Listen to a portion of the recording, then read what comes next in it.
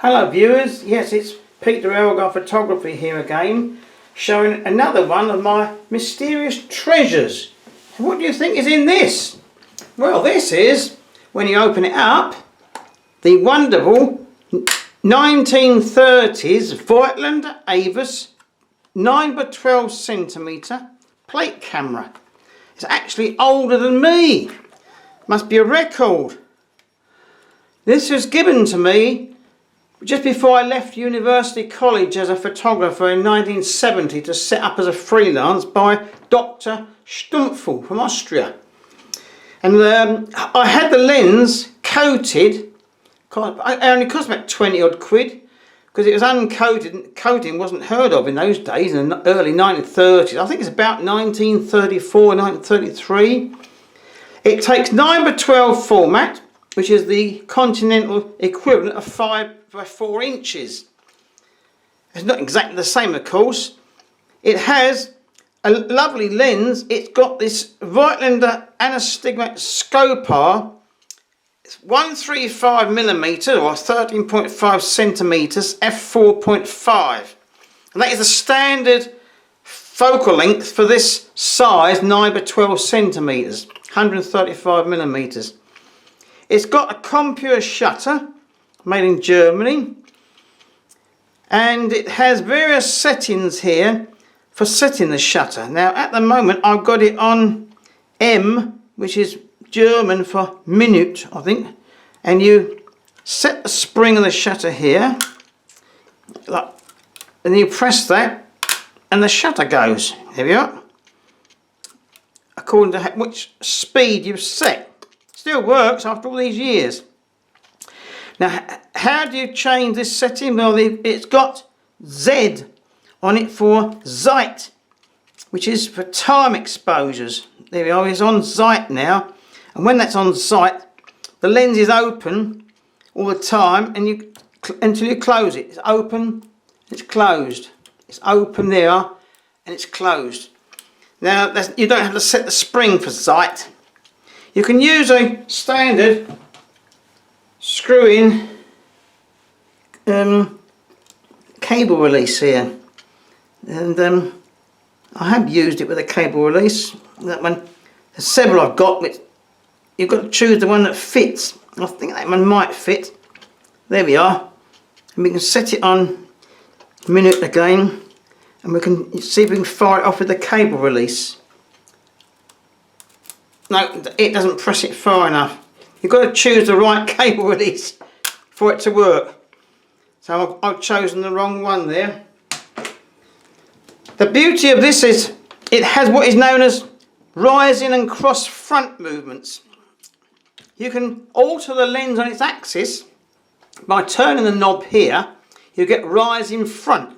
Now, it's just like my shift lens that I showed you on my Hasselblad gear. Look, you can rise and make the front rise and fall.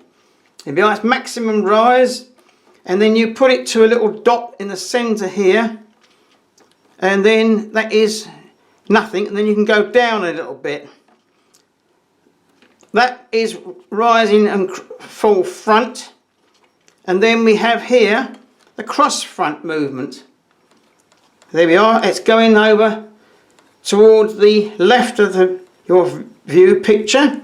Now I turn it back, and there's a little dot here which you get in the centre when it's neutral, and you turn it to the right, cross front movements, so that you can keep parallels correct. It has a viewfinder here, a direct vision viewfinder, and you can look through the viewfinder here and line it up in that frame, and then hopefully you get approximately what you want. Or you can look in this little viewfinder here, which is like a single lens reflex camera, but the view goes in there and it comes onto a mirror, and at the top there you can use that one. And then best to use it on a tripod, of course. There's a tripod socket here, and there's a tripod socket here. You can use it either way. Now, how do you view if you don't want to use the frame? You view it through the lens at the back here. you use a ground glass screen viewing. And that's cracked, I'm afraid, and it's taped up. But in order to do it, you have to set your camera to sight and open the lens on time exposure. See, it's a sight, there we are. Then you can see something through, there we are. See me reflected in the ground glass, and the aperture is very small, so we've got to open up the aperture more. You might be able to see some light coming through now. You focus on the ground glass screen there. After you've focused it, you then remove this focusing screen by pulling out carefully here, and you put in your plate holder, which is one of these here. You slide in the plate holder and you lock that, and then you close the shutter, otherwise you're going to expose your plate. Then you pull out that, and then you set the camera as you want to, with a time exposure or an instantaneous. Trip the shutter, then you've got to cover up the plate. So you cover up the plate with the sheath here, like that. And then that's not quite in, you see. You've got to cover that up properly. It's not easy doing it in the video. There we are. And remove it, and then you take your plate out and you develop it. Or you can use cut film. Now, I have some plates here, and I have some cut film holders. Look, this is an actual 9x12 glass plate. And then see if we can fit that in. Oh, this other one is set up for cut film as well. But that is a 9x12cm glass plate. There we are. That's the emulsion side where the pictures are. This is the backing. You pull it up there, slide in your glass plate, all in the pitch dark, unless it's orthochromatic, and then you can put it into a red light system. There we are. There's your plate. Slide that in and cover it up, and then when it's in the camera, you pull that to expose the plate. The picture goes onto there. You take it out and you develop it. And if you haven't got any glass plates, you use cut film, which I've got, but I've only got a few sheets left. And cut film goes into the cut film sheath here, which is one like this. You slide your cut film into the sheath here, and you put it in that way. I haven't got one to show you, I'm afraid. And then slide it in as usual. Now, if you haven't got 9x12 cut film or plates, you can use a 120 roll film. And this is a radar 120 roll film back, which will slide into the Voigtlander AVUS. And I bought this years ago in London. You undo it here, and this is like loading a Hasselblad. Exactly the same as I showed you, except it's but 1/100th the price of the Hasselblad cut loading, film loading. You put it in exactly the same, so that it goes around the back. You clip it in there, like that. Comes around the back here. And then you've got to find this spool here, exactly the same as you load a Hasselblad. There we are. And you turn that. Now it's not easy doing this. You turn that in there, push it in. This film, as I said before, it's been used so many times, it's not easy to do it.